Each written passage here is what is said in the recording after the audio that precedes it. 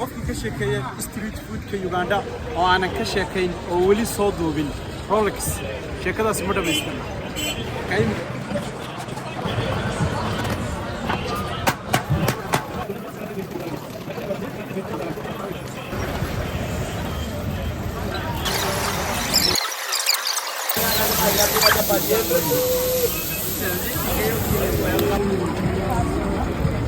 كنا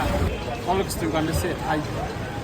ودوين في Uganda street food كل سميو نسيت وكنا نقول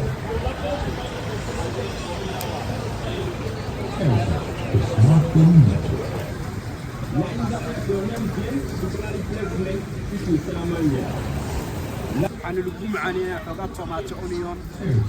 يا سام كابج يا صوت باقين سمع عنه عاوز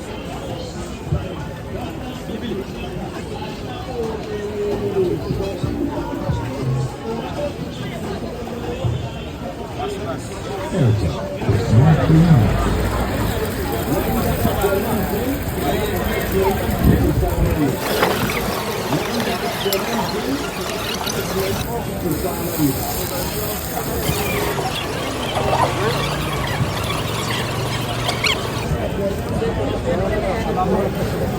لعبها محاوية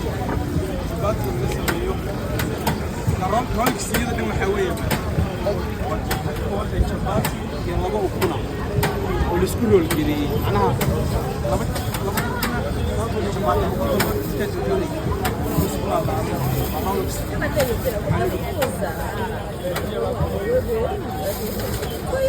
alaabtaas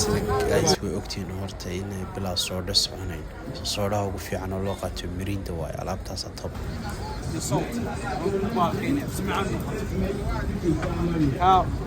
qof Uganda jooga oo dhahay wili Rolex Mauli